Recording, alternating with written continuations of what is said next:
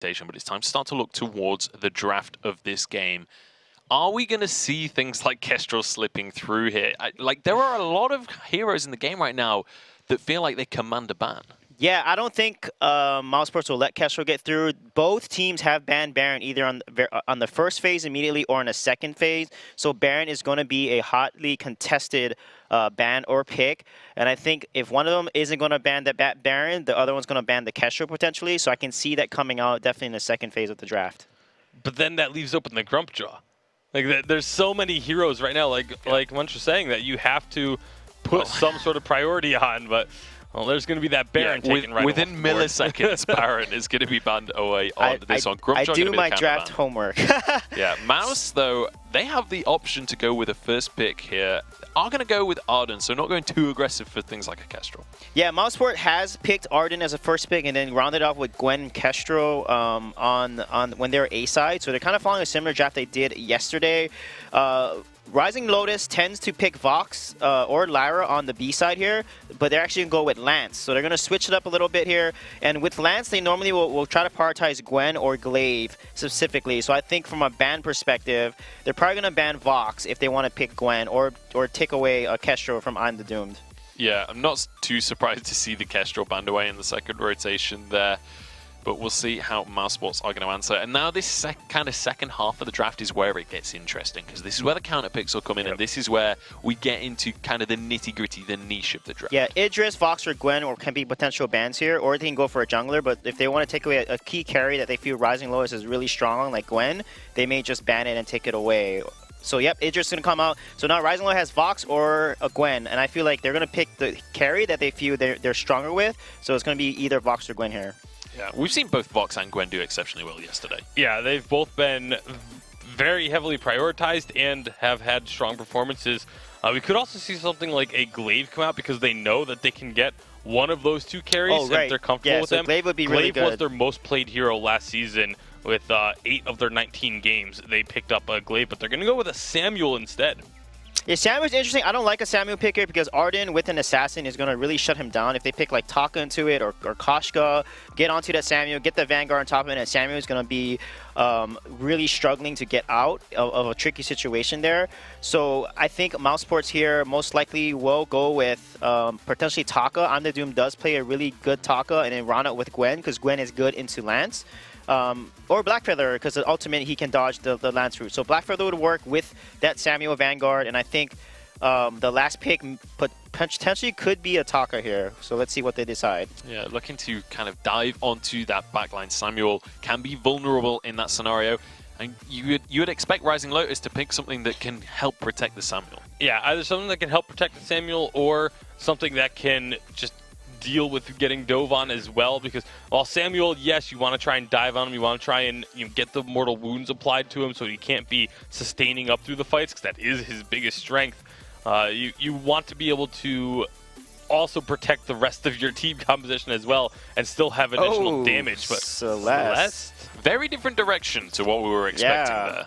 And I think Rising Lotus will most likely pick Gwen or Vox here because Gwen can get out of a core collapse and Vox is good into Blackfeather, at least late game for sure.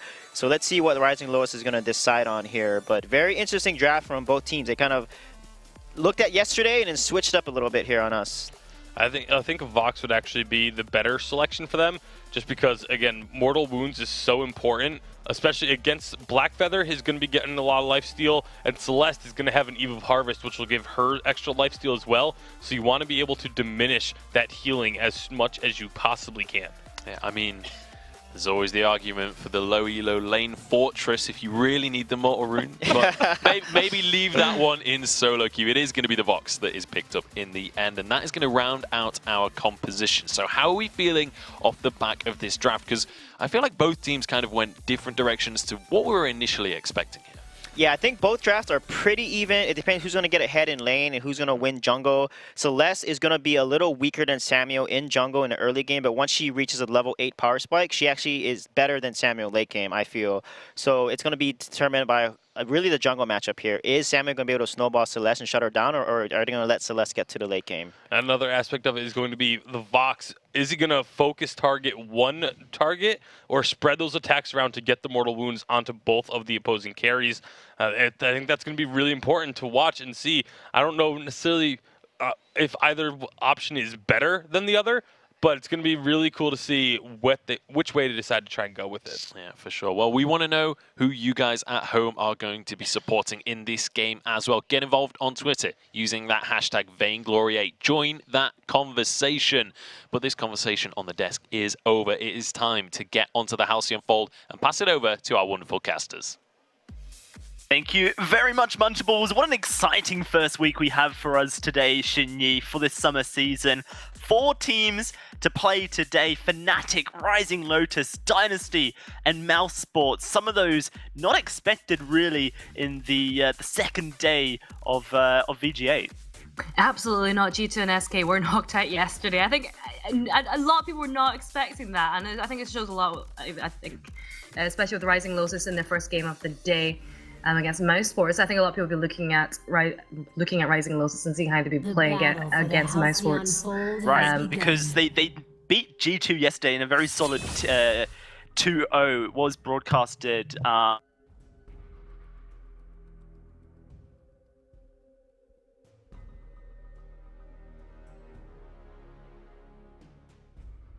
we've got this matchup, Mouse versus Rising Lotus, and you know, something that as a caster, you're constantly thinking about storylines and narratives, Shinyi. What kind of things can you talk about for today? Well, there's the possibility that Mouse will play Dynasty in the final if they both win their series, and that would be a Team Secret versus Team Secret matchup. Yeah, I think it just goes to show a lot by the Team Secret and their roster and their previous coaches, their previous experience as well. But we don't know if Mousesports will be going through. It's hard to say at this point in time, but I actually think it looks like we're going to be seeing a bit of a 2-for-1 poke there in the jungle at the start. Yeah, Agony is coming up. One thing that I've always really found impressive about Rising Lotus is the synergy between Agony and Hell's Devil. They really play as a 2 very well. It was kind of the strong point of Rising Lotus, and now with Merciless coming in as the carry, replacing Lorare in that position, then that might be the secret that was necessary to kind of up the ante for Rising Lotus. Yeah, absolutely. I definitely agree with you. Yeah, it's a very strong roster coming from both of the teams, especially Rising Lotus there with Merciless coming in. And just looking at the composition right now that they're playing, actually, we do see Apple getting rooted up. I don't know if he's going to be able to escape from this one. He is. Fairly easily, yeah. Fairly easily. You have to remember with Black Feather, not only does he have that shield with the on point, but with the Book of Eulogies, he can heal up using the minions. Here comes I'm the Doom, though, and that's an easy first blood going the way of Mouse. A massive overextension from Hell's Devil there, and Mouse executing on that perfectly. A really nice stun coming from I'm the Doom, and the thing is with the Celeste in the jungle is that it's not a common position for Celeste to be played in. You have to be careful about the positioning, about those aggressive jungle invades, but right now we're not seeing too much movement from Agony and Lance there to move into their jungle to try and deny some away from Celeste.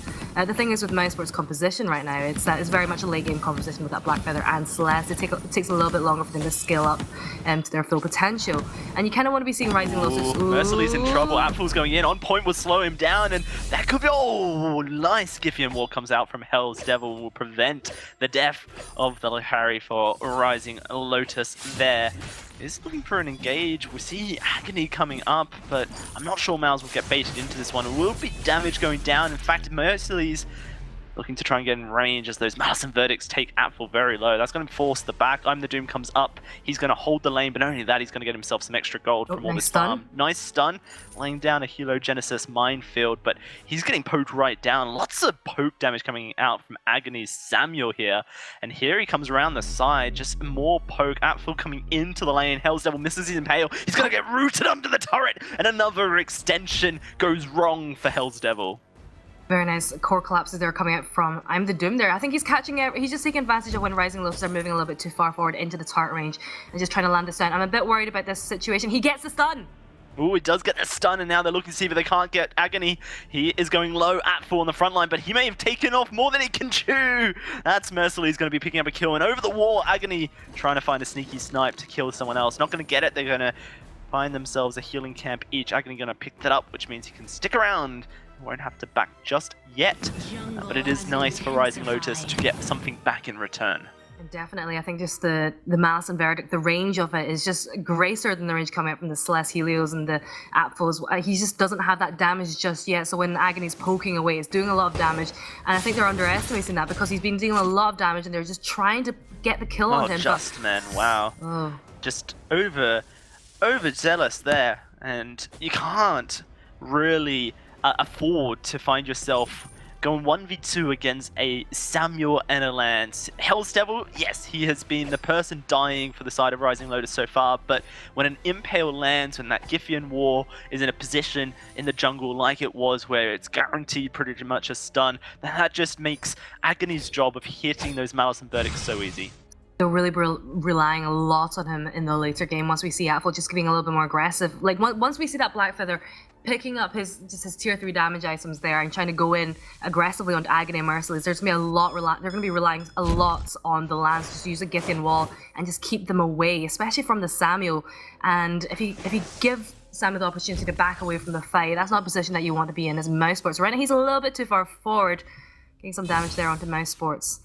But I feel like Rising Lotus are in a very comfortable position in terms of jungle control. We're seeing a lot of movements going into their side, and Apfel, he's being pushed back very far back under his turrets. He is, and this is kind of the downside of a melee laner, that you do get put under. You unless you've got kind of a healer to keep you nice and healthy in the lane, then you kind of have to play slightly more passive. But when I'm the Doom comes up, it does provide a lot of support. Agony, level 6, there's a good route. That's going to be I'm the Doom in a lot of trouble, and he goes down. Justman diving forward. It looks like Merciless is going to get away there. But Mouse do lose one more, and now the siege potential for Rising Lotus is great. Yeah, this is exactly how they should be playing. They have the early game advantage in terms of the power spikes. Actually, Apfel gets rooted Wow. up. That is incredible damage. Justman, he's going to go down here as well. No way he escapes. Oh, Solar Storm from downtown. We'll find a cheeky kill. Agony's actually in trouble here. He has to take the turret consistently. A double for I'm the Doom, making a hero play, stopping this turret from going down. But it does feel like it is mistakes all around from both these teams. Yeah, definitely there. I think Hell's Devil did a really good job of just trying to manage to get the stun, the Githian wall to stunning both Apfel and Justman, so they were able to pick up the kill there. I think they stayed a little bit too long, not really keeping an eye on the timers, especially coming out from Celeste. So I think they're focusing a little bit too much on trying to get both kills. Oh, Apfel gets rooted! Apfel does get rooted, and he's going to have to try and escape. Oh, never mind, won't happen. Pops the boots, but until he hits level 6, gets that ultimate unlocked for the Rose offensive, then escaping is definitely a difficult task. Definitely, and I think Rising Lotus are keeping the ante up, applying the pressure, but this is the problem. We're seeing Celeste, she's almost level 8 now, but she's over halfway there in terms of experience bar, and whereas Justman as well. Once he reaches that level 6 and has that gauntlet available, that is a great power spike there for Rising Lotus. They missed the stun, actually. They missed the stun, but they'll get the turret. Hell's Devil in a bit of trouble. Justman taking this all up. Now Apfel will be getting it. Solar Storm rips for Hell's Devil, but does not find a kill. Rising Lotus not interested in pursuing too far, and Mal's not interested in the re-engage.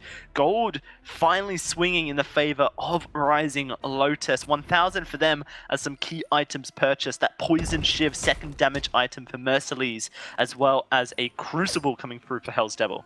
Yeah, definitely. That Crucible is so important there. Just giving that reflex block. Actually, looking at them, just looking at the teams right now, the way they're positioning, I feel that Rising Lotus is going to be grouping up in the jungle soon. Actually, never mind. Merciless is going to be going home. I thought they were going to be contending that gold mine. We're not going to be seeing that. So the Crucible, key purchase. It can help the side of Rising Lotus escape the gauntlet walls, or even perhaps block a well-placed core collapse as well. So it does provide Rising Lotus a couple of tools to survive in the jungle. It's quite interesting. Apfel went Poison Shiv first item, very standard really for Black Feathers, whereas Merciless went Sorrow Blade, and now they've kind of reversed their item builds and built into the vice versa options there. So very similar damage spikes for both these carries, but currently it feels like Rising Lotus are making the more proactive plays, and that's kind of what's got them to this stage right now, Shinyi, where they're leading. Yeah, I feel like I agree with you. They are definitely making the more proactive plays in this game so far, but I think they're just taking advantage of their composition and the power specs that they have right now. And I feel that as Mousesports get a little bit more into the late game, once we reach that 15-minute mark, we'll be seeing them being the ones that make the more strategic choices there and just being a little bit more aggressive.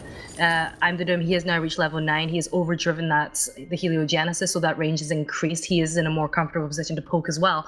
I think my main worry right now is Agony. He's just doing so much damage to Mousesports right now. There's not much shield on the side of either I'm the Doom or Apfel, and every single Malice Inverted that is hitting the members of Mousesports is just forcing them back. I think they need to look to prioritize that shielding a little bit earlier, just so they're in a more comfortable position to be fighting those team fights. Well, we are going to have a team fight breaking out. That's going to be an Impale missing. Apfel put to sleep, and he's in trouble, trying to survive, and he will find Merciless for his effort. Now it's the battle of the junglers. Hell's Devil in the midst of it all, as that core collapse does not come through. Hits onto Agni blocked, and Doom, he is trying to escape, and wow, okay, they managed to pick up Hell's Devil. Agony now actually in trouble. This is turned on its heels, considering that I'm the Doom is out of energy. Agony's going to try and chase it. Oh, Just Man! He could not get the kill. Very messy fights happening all over the place here, Shinyi. In the end, a 2-for-2. But we are going to see if I'm the Doom can deny some of the CS here. I think they can, and I'm the Doom having to go home, not able to get any damage there on the tower. But yeah, very sloppy fight just coming out from both of the teams there. I definitely agree with you there. Hell's Devil, I think the whole time doing a really great job using those Githian walls to land those like single double stuns there onto the members of Mousesports. And I think going back to my previous point about the lack of shielding on Mousesports, I think we all saw how much damage Apfel just took in the face when Agony threw out a Drifting Dark and a Malice Inverted that hit him. He was able to pick up the kill there onto Merciless, but he's got that sustainer. We're seeing him building that shield. He's got the reflex block. This will help him a lot in the future team fights.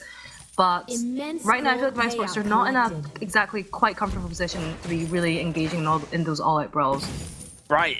You mentioned at the beginning of the game that Mousesports have a very nice late game composition. Once that Black Feather and that Celeste are online, they're going to have a lot of damage, and of course the Arden scales very nicely into the late game as well. But they are still looking for fights here. Apfel in fact called out. That's a huge Githian's War, and Apfel's trying to get onto Merciless, doing a lot of damage. Merciless is going to get bursted down, and Apfel's still alive. Agony on the back line looking to try and escape, but I don't think he can. He's trying. He's got some distance, and all this time it's Hell's Devil running from I'm the Doom. We'll have to see which one goes down first. It will be Hell's Devil falling in. Agony, he is cornered, but look at Apfel's health bar. They're going to rely on I'm the Doom to really pick up this kill. Apfel looking for the on point, doesn't hit it over the wall. Justman is in a 1v1, but here's Doom coming in. Oh, the snipe from Agony! Not what you want! And Agony's going to escape on the Samuel 7-1-1. The raid boss lives on. So impressed, Agony just staying alive the whole time. And in that fight, we just saw them completely split, because that was a terrible engagement coming out from them at the start. Hell's Devil landed the triple stun using that Githian wall onto all three members, and that was a precarious position for them to be in, because the Drifting Dark managed to hit all three of them as well, leaving Merciless in perfect opportunity to land that silence. And as a Celeste, being hit by that wait for is absolutely detrimental, but look, fortunately, thanks to Justman, she was able to disengage from the fight long enough and just be ignored just long enough there for her to be able to do a little bit more damage in the backline. But I think the fights are still quite sloppy in the way they're being executed, and it's just being incredibly back and forth with who's picking up the kills in the fights. Oh. A lot of damage going down onto Agony, but another engage from Hell's Devil. I'm the Doom.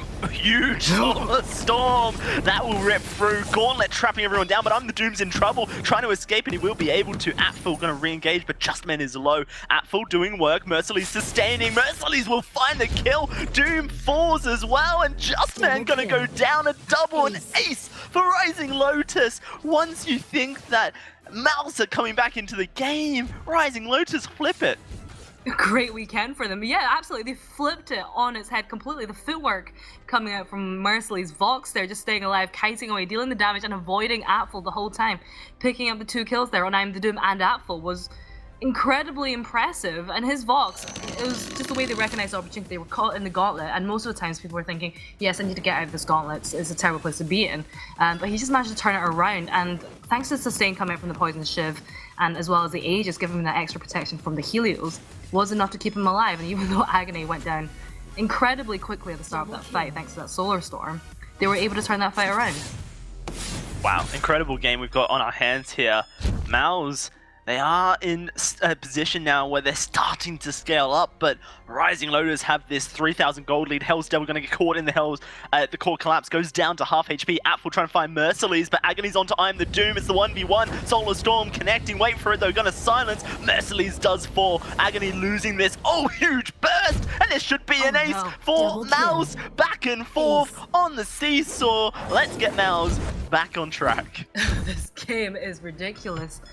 Mousesports taking the ace after Rising Lotus just got the ace about a minute earlier. They're going to get an incredible gold bounty off this with an immense gold payout as well as the turret. And if you're looking at the gold between both of the teams, I think it's practically even now with just 500 between the two teams. And they're actually going to get a second turret off the back of this.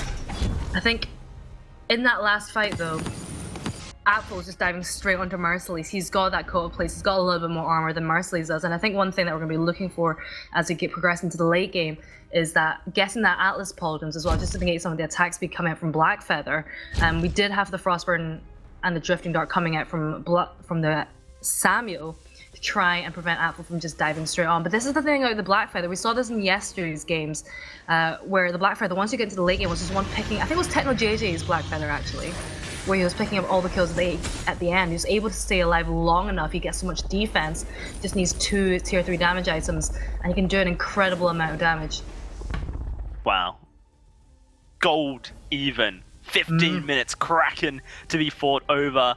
Hell's Devil landing in Pales and this time dodging that core collapse. But you cannot walk over these Helogenesis because once the Supernova comes out, it's so much damage. Hell's Devil with the engage, but he gets caught up. Solar Storm not going to catch anyone. Merciless caught in a gauntlet. That's going to be huge. Agony, though, going to get turned upon, and Agony's trying to take down I'm the Doom whilst Agony is going in. He is all by himself. Merciless takes down Apfel. This has gone terrible for Mouse. Once more, the split not working out for them, and it looks like I'm the Doom may just be able to escape, but can Justmen have the same fate? That will be them escaping.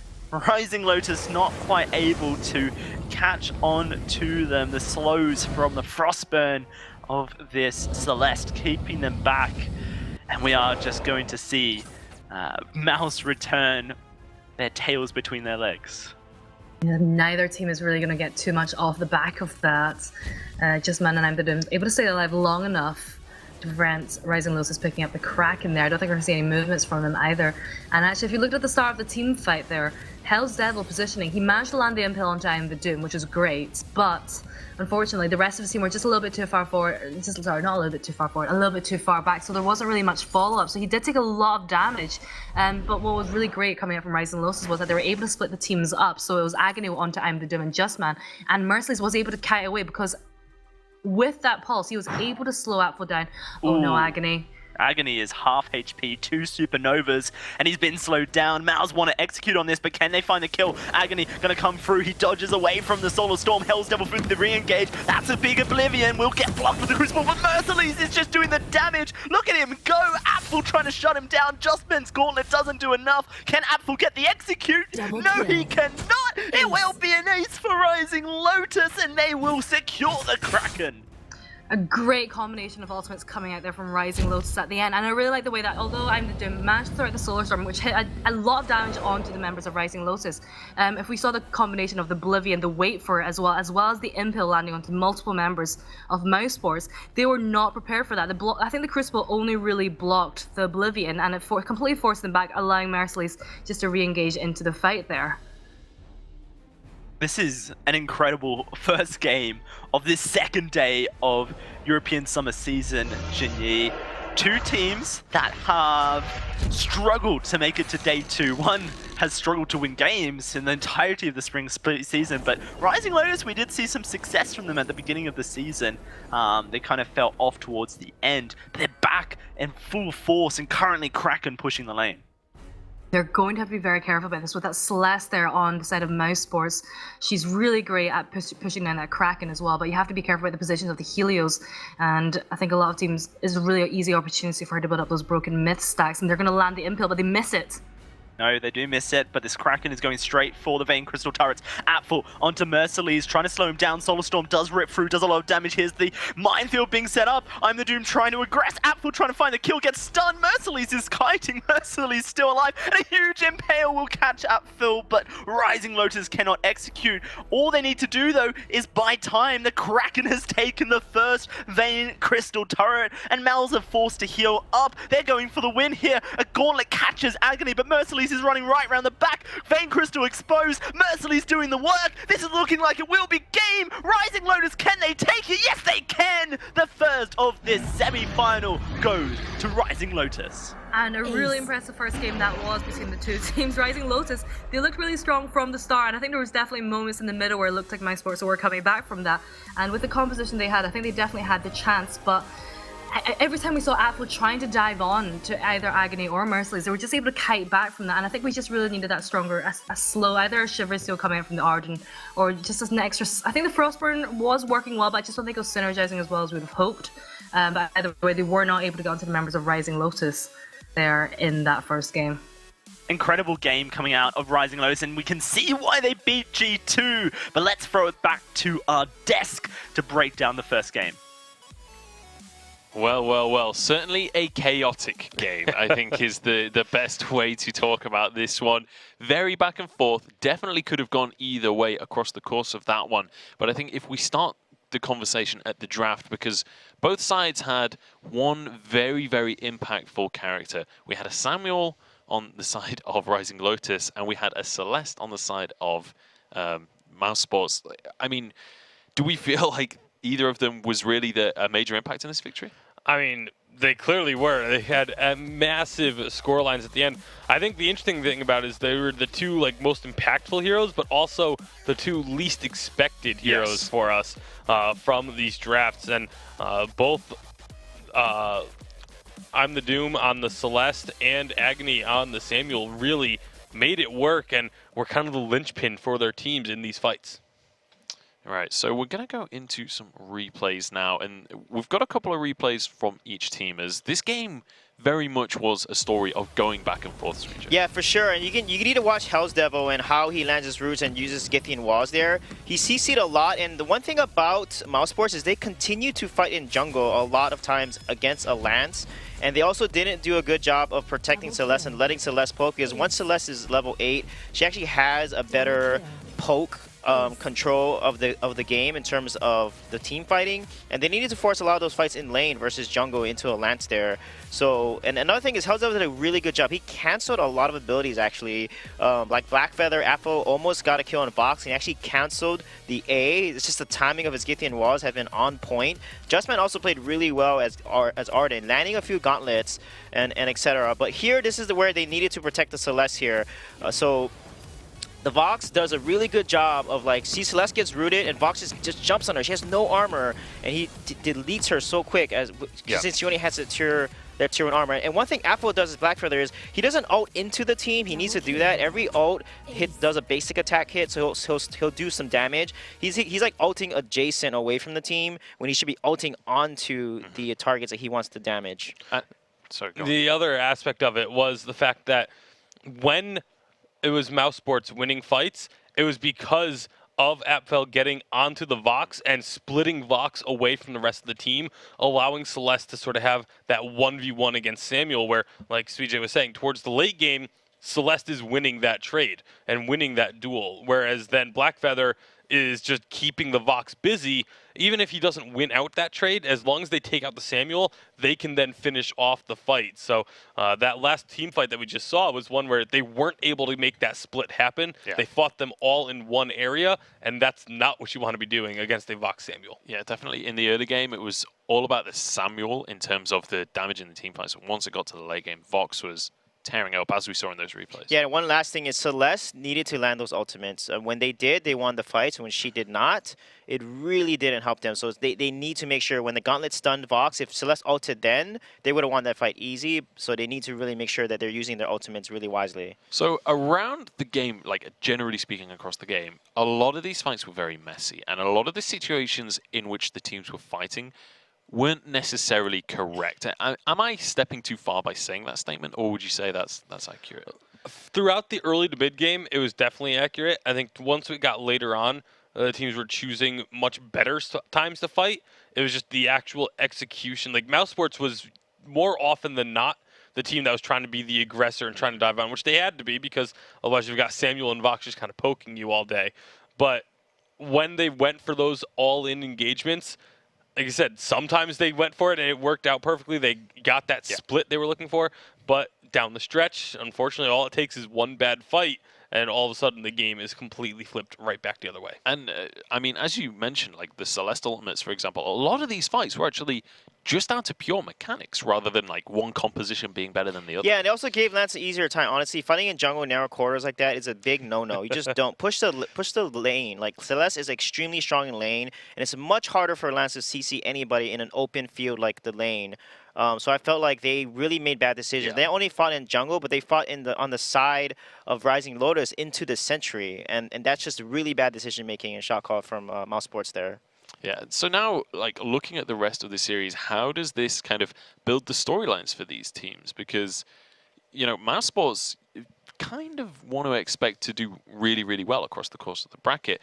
Rising Lotus really doing an amazing job in this game. I think a lot of it's just the stories, the decision-making versus the capitalizing on opportunities. Rising Lotus is a team that, just from what I saw in that game, when they are offered an opportunity, they jump on it immediately and take advantage of the positioning. Whereas Mousesports, they're the ones, when they make a proper decision, then they look so clean in their fights. It's just sometimes they make a decision that they feel is the right call, but ends up just not necessarily being as right as they thought. Doesn't quite work out, yeah. So it's time to start to talk about the next draft coming into this series. Celeste and Samuel, are we going to see that kind of thing again? Yeah, Samuel Agony is very good on Samuel. It's like basically I'm the Doom's Kestro. It's like the same comparison you can make there. He played it so well, especially in the early game, getting so many kills, like 7-1, I believe. So they need to really watch that Samuel and take it away or just ban it, I feel. And I don't like Afro and Blackfeather. I feel like he missed a lot of engages. There was one point where Samuel was so low health, he just needed to boot in A him, but he didn't. So I don't like seeing Afro and Blackfeather, so hopefully he plays another hero that he's more proficient on. I think Baron and Grumpjaw will be probably the priority bans here coming out of both teams based on history, so let's see what happens. Yeah, we'll see who they're going to ban to kick off. Obviously, Grumpjaw will be taken away there. Not really too surprising. And Baron going to be the answer as well from Mousesports. So totally expected so far. And now we head into these first picks.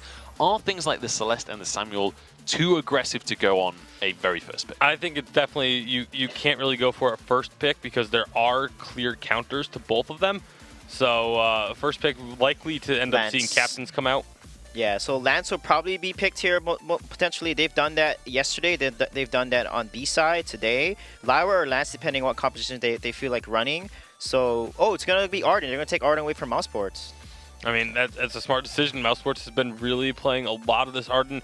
Justman is a very strong Arden player. Had some phenomenal gauntlets. So now they're going to force him onto a secondary hero. And we'll see where they decide to go. They could obviously, again, go for the Lance. They can do the Lyra. Catherine, plenty of options available. I think Lyra is the best option here because Lyra is good into Arden as long as you engage properly with her. So hopefully Mousesports is going to go for that, but they may opt for the Lance. So they're going to go ahead and pick up that Vox, which makes a lot of sense. I like Afro on Vox a lot more than like a melee character like Blackfeather. And I think with picking Vox, they may potentially ban, let's see, normally they ban Idris on that B side, and they may want to maybe deny Samuel here or pick it.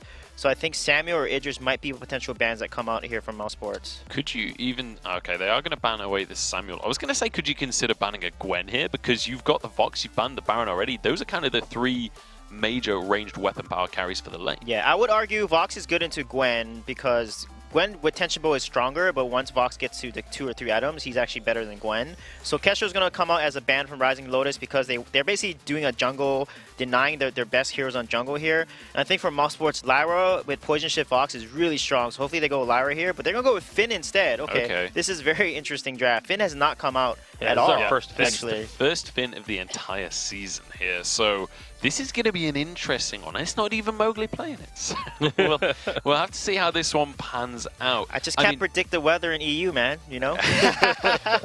It's definitely a stormy season right now in terms of the picks and the bans, but how do we feel about Just Man on this Finn? Is this something that he's played a lot in the past? Finn is good because it counters melee, so I don't think Rising Lotus will pick a melee. If they maybe want to pick Idris here, because Idris is actually decent into Vox, so they're instead going to go with the Gwen, which makes a lot of sense, which you were talking about earlier. And then they're probably going to round it up with a potential assassin with Arden here, like Taka that can dodge the Finn or something, or maybe even Koshka. We'll see if they're going to go with that.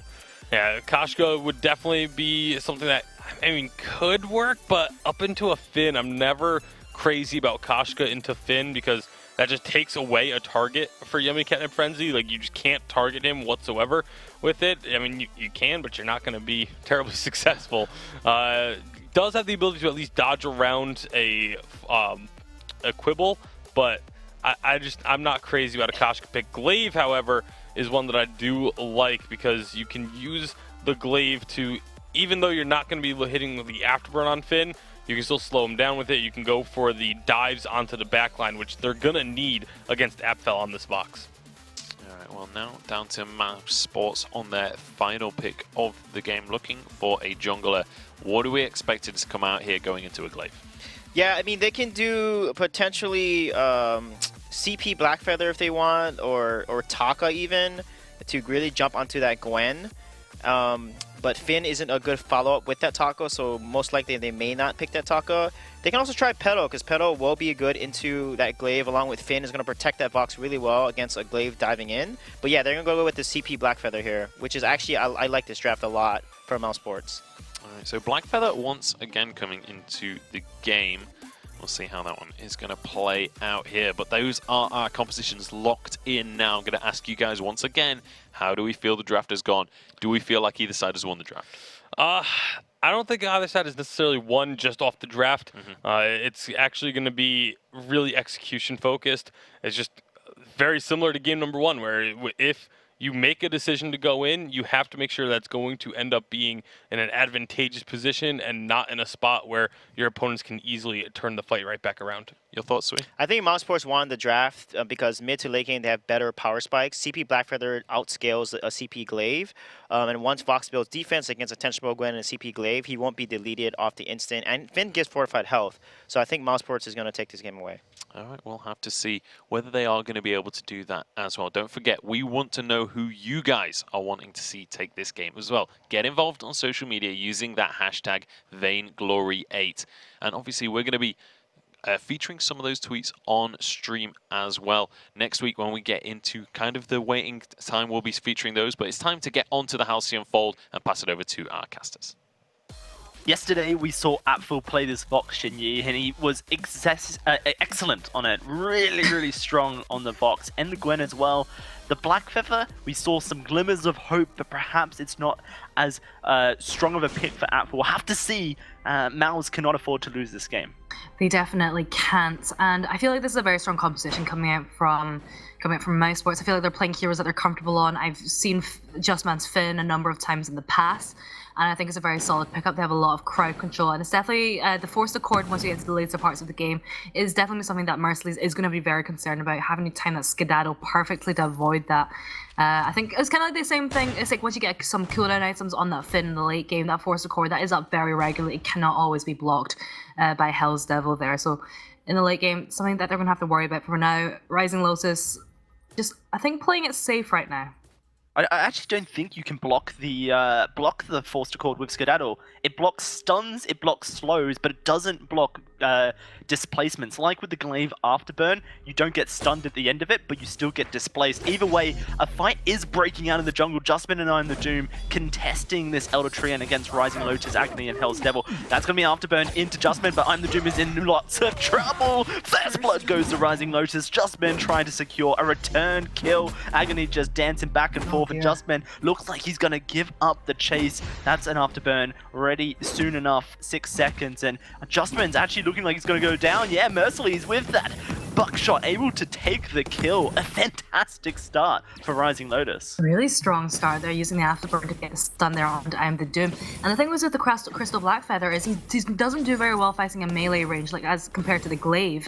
Especially in the starts of the game, you're kind of relying a lot on your poke there coming out from your on point. Apple's going to go down. Oh no! Wow, a 3-0 beginning for Rising Lotus. Every member from Mouse has lost their lives. I'm the Doom trying his best with Justman to find a return kill onto Merciless, and he will be able to find it. Justman gets the credit. Something going back into the pockets of Mouse, but Rising Lotus winning game 1. They've come into the second very strong. Very bloodthirsty game in the start. Yes, they have come back into Nice this steal. strong. Doom steals away the Elder Treant there. Agony by himself, can't really contest for it. So yeah, no, very strong start, but it doesn't seem like Mouse are disheartened just yet. Definitely not. I don't think they should be. I think it takes, again, it's like similar to the last time, it takes a little bit of time for them to scale up into the later game. Rising Lotus, especially with that Glaive there, have their own Agony taking so much damage. Yeah, he goes down. This is very intriguing. Oh, Apfel forced to pop his boots. Merciless chasing him straight into the jungle.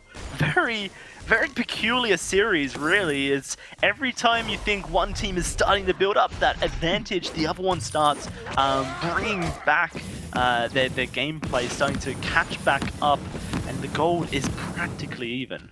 But that's the thing about the last game, was that it was every single team fight was going one where it wasn't predictable, it wasn't always going towards Mousesports, it wasn't always going towards Rising Lotus. It was very back and forth, and yes, the goal remained consistently equal in the last game. And I think we're going to be seeing a similar story for this one. For this one, It looks like we've lost you again, Xinyi. The robots attack once more, Xinyi. Very unfortunate. So whilst you look to resolve your Scottish internet once more, we'll have to continue, unfortunately, with just my Australian accent. Some power spike items here coming from Rising Lotus, and I'm the Doom's in a lot of trouble. Polite Company goes down, Apfel first to roam down. They could actually turn this around, Mouse, despite the item deficit. Fountain available for Hell's Devil, but Agony has been split, and Mouse are going to try and focus on in and chase down. The Afterburn knocks I'm the Doom away, but there's no way Agony escapes this. Surely there's no way. He is being chased down, and yep, he will fall. Merciless coming around the back will not be able to help out with that. Yeah, Rising Lotus, am I back, Daisy? You are. I'm not a robot, so that is good to hear. Sorry for my internet. Yeah, Scottish internet. As we were saying, I think Rising Lotus and Mousesports have equalized their score. I think it's a little bit interesting. So Merciless has now finished his Tensionable, Hell's Devil has now his Fountain, and Agony has now finished his Stormcrown. Looking at the itemization there, they have a massive power spike. They have an amazing power spike right now, and I feel like that Mousesports need to be wary about this because they haven't finished their Fountain yet. Justman needs to go down to the shop to pick it up. Apfel doesn't. I think also has enough gold. Actually, all 3 members of Mousesports are sitting on a lot of gold, so they do all need to go to the shop there. But right now, I think Rising Lotus is in a very comfortable position to push that lane up. Yeah, they've got themselves that 700 gold lead. The item's starting to build up. Tension Bow for Merciless is a huge power spike over Apfel, something that if Rising Lotus can really execute upon, they're going to be in for a good time, especially considering that Apfel has not completed the Poison Shiv. He does have 2,000 gold, could go back and complete it, go down to the shop, but is currently forced to lane and make sure this lane is not being pushed into the turret. Here comes Rising Lotus, though. They're coming around the back looking for a gank. The flare goes out. He knows he's in trouble, but he gets afterburn nonetheless, and boom! Apfel's still alive, but can he escape for now? Fountain, well timed from Justman just to keep him from the edge of death. He went down to 0 and back up again. The Fountain has been forced. Hell's Devil still holding on to his Fountain right now. But until Apfel gets here. This is aggressive. No. Merciless will be able to escape, but a 2 versus 3 advantageous, if not anything, from Mouse. Yeah, they're preventing the pushback. I think if you look at the turret, they've not managed to do any damage there. Gwen's had to go back to the shop as well. And this is where we see, I think this is where we're going to start seeing that Crystal Blackfeather coming online. He's got that Shatter Glass. It's going to be doing a lot of damage with the on point there. And the Execute as well is going to be doing a lot of damage if he is able to land those. It's it's a lot of poke there potentially that's going to be hitting the Gwen or the Glaive, and something that they're going to have to be really careful of now that we are beginning to see Mousesports or compositions coming in. No luck today, Shinyi. I think you accidentally muted yourself there. I think I did. But yeah, this is very funny. Yeah, no, this is a really interesting matchup, Rising Lotus versus Mouse, because it does feel like Rising Lotus are consistently playing a proactive game. They have some sort of game plan in mind. Mouse almost reacting to everything that's going on. We are seeing a bit of a build up in the lane as I'm the Doom, trying to find some poke, but a good shield coming out of Hell's Devil will avoid any damage onto Merciless. Yeah, and this is kind of the criticism I would have of Mouse right now, is it doesn't actually feel like they're making many proactive plays. They're almost kind of reacting to what Rising Lotus are throwing at them. Yeah, that's interesting to say, because I feel like yesterday in their games, they were looking very, very proactive in how they were playing. And it's interesting that they've taken this back foot in this series particularly, and I think this answers a lot of questions that people may have had after yesterday's series when the Rising Lotus G2 game was played off stream and it was announced that Rising Lotus were the winners 2-0. And I think this shows they've got a new roster, they're looking extremely strong, I've got to say, and they're making these movements in the map, in the macro play, in the micro play. I think that's surprising a lot of people here. Yeah, no, certainly is. Rising Lotus look reinvented, and it's not like it's a massive roster swap that's caused it. Is literally Merciless coming in this carry position and perhaps just providing some more stability to the team. I have to agree with you there, and we also have to look at Rising Lotus. I feel like that we've not really, in the first game in particular, I think Apfel on that Black Feather, and this is something that Suijay said on the Suigenerer said on the analyst desk, is that he didn't seem as comfortable on the Vox, on the Black Feather, as he does on the Vox. So this time we are seeing him a little bit more of a comfort pick for him. So hopefully we're going to be seeing a little bit more kind of comfortable play in those team fights, because I feel like so far in the last game we weren't really seeing them looking that great when they're trying to be aggressive, when they're trying to engage on those team fights. I think once we get to Justman reaching that level 8 and getting that is able to overdrive his Quibble, he's going to be looking a lot more comfortable, because if you look at the members of Rising Lotus, all three of them relatively melee ranged, even as Gwen, I think as a ranged hero, she's got a very short range, so it should be easier for him to be landing those Quibbles on him. Well, it is going to be everyone in the lane once more. Let's see if anything breaks out. That Forced Accord not finding any success from Justman just now. Good usage of the Crucible to make sure that Rising Lotus weren't caught amiss. An Aftershock now completed though for Agony. A pretty big power spike for this CP Glaive. This is the peak of his damage, and Rising Lotus will certainly be looking to make those afterburns count, though Agony is caught out. Well, I say caught out, he's caught aware in the jungle, but with a afterburn and with a short cooldown that is now that ability, it's not really a catch. The Merciless may be in trouble. He gets pulled back in. He's trying to dodge away, but the Polite Company slows him down. A kill for Mouse, and now they're going for Agony. A gauntlet used to escape, and it will be successful, but Mouse catching Rising Lotus out. Absolutely, we saw the infusions coming out from the Mezzo into the shop. They're all sitting on a lot of gold, and not only that, I think it was a wait for it coming out from Apfel that really caught them unawares, because the Crucible, it was still on a cooldown there from Hell's Devil. So Gwen, stuck in the middle, wasn't really able to do too much, and because if you look at her items, just that Aegis there, all three of the members were able to focus on picking her up, and it just forced that really defensive gauntlet coming out from Hell's Devil, forcing to back away. And I think that there's a lot of crowd, if you're looking at Rising Lotus, there's a lot of crowd control there in their hands with a wave for it, the Quibble, and with the Forced Accord as well, and that's something that Rising Lotus is really going to have to be aware of. I think also going back to what you were saying about proactive decisions coming up from from Rising Lotus, it's something that I want to be seeing a little bit more of from Mousesports. Oh, that's going to be a Force Accord blocked up. Agony, though, is in a bit of trouble. The Afterburn used. Oh, that is not where you want your Aces High to go. Straight into the Fin, but he's unstoppable. Mal's very low. Wait for it, does fly out. Merciless being aggressed upon by Apfel, but there's the After... Oh, nice block. Agony now in trouble. The Afterburn blocked up, and that will be him going down. Nice reactions from Apfel. Pop that instantly meant there was no damage to be had. And now Mal's looking to take this turret. I may have criticized Mouse about lack of proactivity, but right now it's what's getting them these kills. Absolutely, it's their reactions that they're recognizing when Rising Lotus are not doing so, because they know that they have the double infusions. They know they have the advantage in terms of power specs. If you're looking at CS, it's relatively close. Looking at the gold before, it's also relatively close. So those power specs, those infusions are giving them this great power advantage that's working out really well for them in their team fights.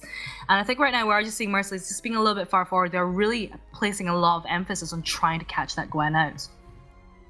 And this is something that we see so often in North America, Shinyi, the early infusions used as power spikes to gain an advantage over your opponent. It is huge as far as damage is concerned. Rising Lotus have only just now realized that they need to be infusing. Level 9 infused for Merciless, it's very well timed. That's going to be another Force to Core blocked perfectly by Hell's Devil. The infusions are just about to run out for Mouse, so I expect them to fall back, shop, perhaps even refresh them if they want to go for an engage. Yeah, definitely. I think that's exactly what they are doing. It's like they've heard you and they're going down to the shop. Double infusions coming out. But right now, if you're looking at Rising Lotus, there's only one infusion and it's on that Gwen. I think they're going to be trying to focus on the turret, which is not the best idea. Yeah, they're going to go in, wait for it flies out. That's going to be Agony locked up. The gauntlet does catch Apple, and look at the damage onto I'm the Doom. He escapes, but Merciless in trouble. He will fall down on point, lands, and Agony now trying to escape, but another on point, ooh, does not connect. Merciless will, Apple in fact, will be able to chase nonetheless. 2 kills go over to Mouse, and like clockwork, it's beautiful when you say these things, Shinyi. Infuse, then fight, and the team does it. It was beautiful. They had level 10 and 11 infusions as well, and Merciless just had that level 9 infusion as well. It was a really nicely done fight because we saw the gauntlet coming up from Hell's Devil. But the thing is, when you're playing against a Crystal Blackfeather who is able to rose offensive out, that on point, that poke, the range was incredibly strong. And I managed to hit the 3 members of Rising Lotus. Sorry, I was just getting a little bit confused there. Yeah. Got there eventually. And they're really struggling to find a member to focus on the side of Mousesports. I feel like they're trying to get onto Apple, but and the whole time they're forgetting who is fair, I would say, and who's able to have this kind of escape. You were just a little bit robotic there. It seems you recovered towards the end. I did. You will have to keep our eyes on. This is entirely different. Is the thing I want to talk about, Shinyi, is that, and I think you touched upon it, the desk touched upon it, it's probably more to do with comfortability for Mouse here. In fact, really on Apple more than anything. Blackfeather, an incredibly strong hero in the current meta in the lane as a weapon power laner, but if you aren't fully comfortable in the hero, if you aren't as knowing his mechanics inside and out like the back of your hand, then that definitely puts pressure on you, and you're constantly thinking about things, how you do this, how you react to these scenarios, rather than just doing it instinctively. A fight breaking out, Mal's looking to find another kill here. Oh, that's a great silence, and Hell's Devil cannot escape. I'm the Doom in trouble. Agony doing work, but Merciless cannot escape Apfel. That's a kill going his way. Agony will shut down the Blackfeather. Apfel blocks the afterburn, but it's coming back up. 1 second, and there he goes. Oh, the auto attack doesn't go through. Agony might just be able to escape here. Is he out of energy? I think he has one more afterburn. No, he does not. It costs so much, and Apfel will surely get the kill here. One more auto attack will do it. Oh no! Does manage to get out, but Mouse will not go away empty-handed. They'll find themselves a Crystal Sentry kill, and they will be able to increase their gold lead to 3,000. Yep, Agony's escape there denies them the ace, and I think had they got the ace, we would have definitely seen Mousesports going towards the Kraken there. And I think for me, the start of that fight, I feel like it was just Rising Lotus being a little bit caught out with Hell's Devil, a little bit far forward, in perfect position for Apfel to land that wait for it onto multiple, I think onto Hell's Devil and Merciless there, hitting both of them. I think that was something that definitely didn't expect coming out from them. Really nice fight there from Mousesports, just picking up their reactions there. Rising Lotus, they definitely feel like they're losing the momentum that they had at the start of the game. It's their composition. It doesn't scale well into the late game, unlike Mouse. And Mouse know this. They know that they have a gold lead, and they know that the power spikes are not there. Good dodge of the ace is high. That's going to be Apfel just charging straight onto Merciless, but Agony over the wall. Fountain goes out, but Apfel in a bit of trouble. Doom also taking lots of damage. Looks like Rising Lotus may be able to turn this. Mouse starting the fight off split, and it didn't work for them in game 1 whatsoever. Forced to Court. Oh, that's huge. That's going to be Polite Company, and Merciless's blown up. Agony trying to find a snipe. Can he get the kill? No, Apfel will escape for now. Can Hell's Devil 1v1? No, he cannot, and Apfel survives. Agony will find a kill onto I'm the Doom, but now he has to escape Apfel's rain. Just Man will go in. Polite Company backwards, but an afterburn would kill Apfel, and he just doesn't want to risk it. That's going to be once more the grand escape coming out of Agony. Every single time, I think he's going to be the bane of Mousesports' life. It seems to me in these team fights, what's really impressing me about Mousesports right now is Just Man and his positioning on that fit. He's taking a lot of the damage, blocking Merciless from getting to Apfel there, because I think in that one time they had a really good opening there onto Apfel. He was a little bit out of position. Just Man wasn't really there to body block for him. Merciless was doing a lot of damage there onto Apfel, and I think part of the reason for the success of Mousesports, of Mousesports, picking up a lot of the damage, and Rising Lotus, they need to get on top of Apfel, because I feel like if they do, that is a great opening for them. Yeah, if they're able to blow up Apfel at the beginning of a fight, then all of the damage potential for Mouse is practically gone and void. CP, back further, very good at poking, very good at blowing someone up, but he is very slow to taking someone out and can kind of not really do the job that the Vox is consistently being able to do for us here. Currently though, Mao's looking very comfortable in this game. They've got that 3,000 gold lead. It's not huge amounts of gold at the 18-minute mark, but because of the difference between late game scaling between the two teams, it actually is increased in importance, because an early game composition should have a gold lead over a late game composition, and if it does not, then it's in trouble. Fight breaking out, perhaps. Just Man's Forced to Court once more blocked perfectly by Hell's Devil. I feel like Mouse will never be able to get a Forced to Court to start the fight, but definitely can get them in the middle of the fight. So they are trying to catch Hell's Devil here, doing a lot of damage. In fact, he's going to pop the gauntlet, but it is going to catch Apfel for now, but it does not keep him alive. Hell's Devil falls. Agony trapped up. Will use the afterburn to knock I'm the Doom away, but the Fountain keeping him alive. And that's going to be a nice snipe. A double kill coming out from I'm the Doom. Agony does escape, but now for Mouse, an opportunity to take this Kraken. And a very easy opportunity it is. I feel like in the team fights, what we're seeing here is, yes, we're seeing Just Man opening the engagements with that Force Accord every single time, and yes, it is blocked.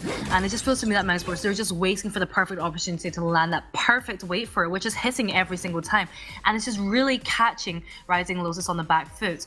We were saying before how they were very proactive at the beginning, but right now that they've lost their proactiveness and they're being the ones that are forced to play defensively, it's really not working out well for them.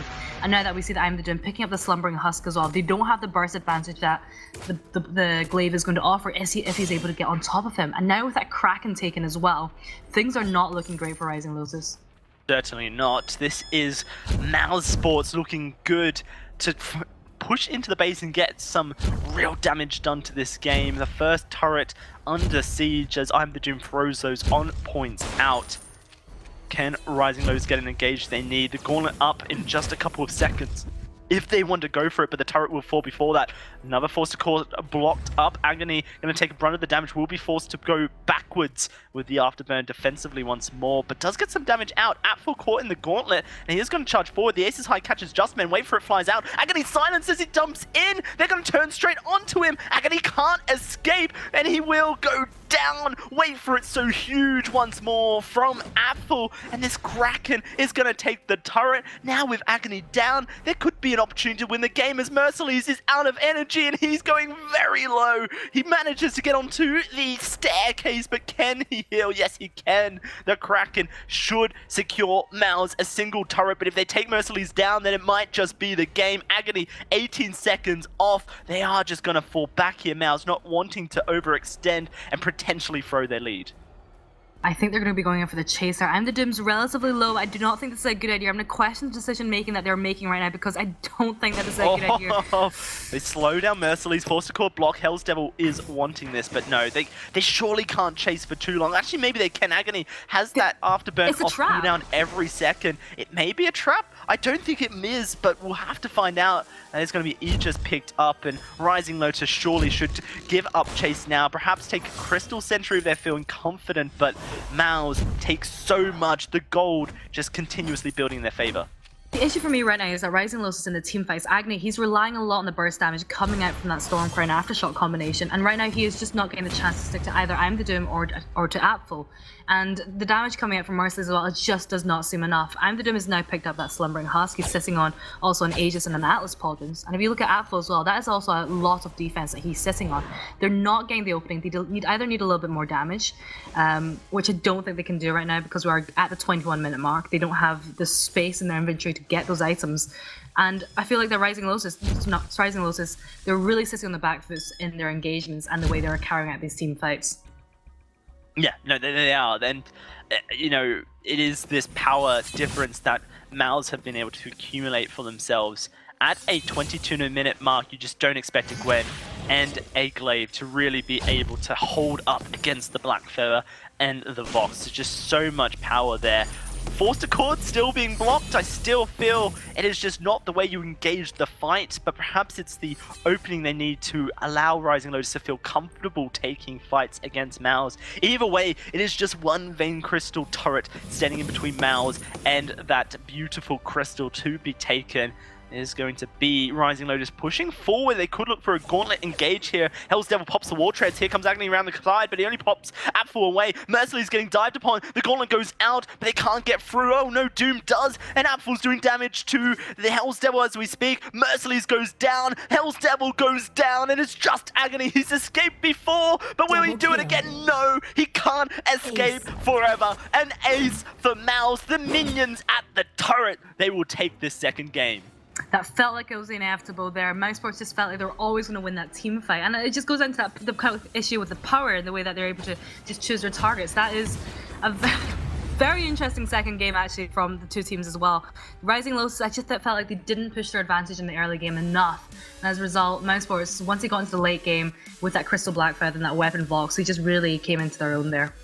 Yeah, certainly did. Apfel has been putting up killer performances on Vox and Gwen this week, and I think comfortability is what Mouse needed to take this game over Rising Lotus. We're going to a third game, Shinyi, so let's throw it back to our analysts to break down the potentials.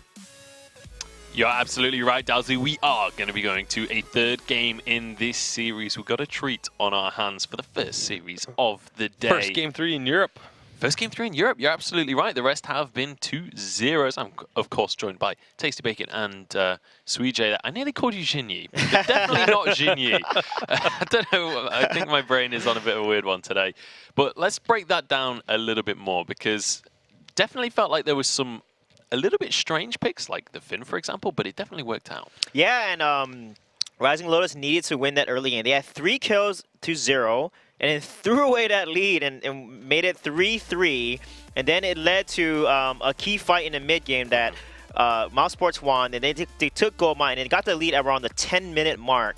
And you can see here, like, Finn with Blackfeather actually synergized really well, because when he gets a Rose Trail, Finn can actually jump on that Rose Trail, go on to the enemy carry and stun them. And Justman played Finn really well. He had some good forced accords.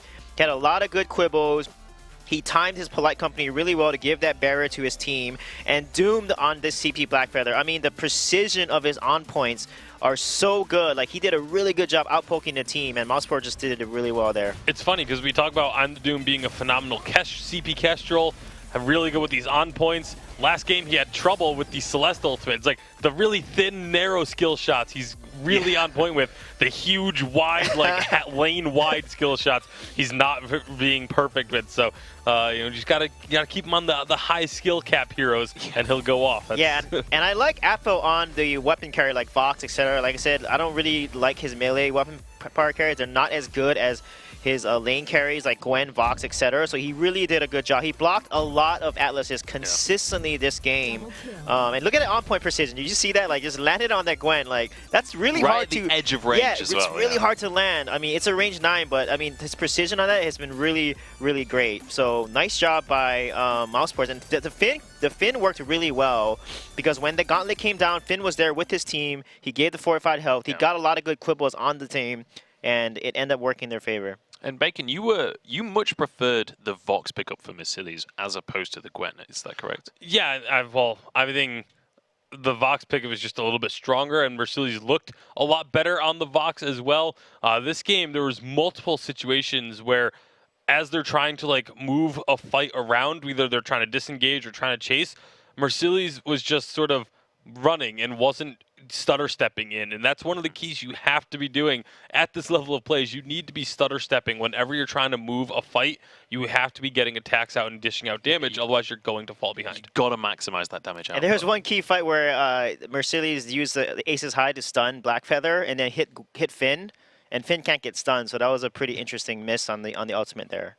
So what are we expecting now coming into the third and final draft of this series? Because, you know, there has definitely been some off-the-wall picks across the course of this series. Do we have any idea what to expect coming into this last one? I would expect, again, Arden and Vox to be our first two picks. Grumpjaw Baron probably going to be banned away again. So I don't think those first four are going to be pretty much set in stone. I don't think there's going to be much difference there.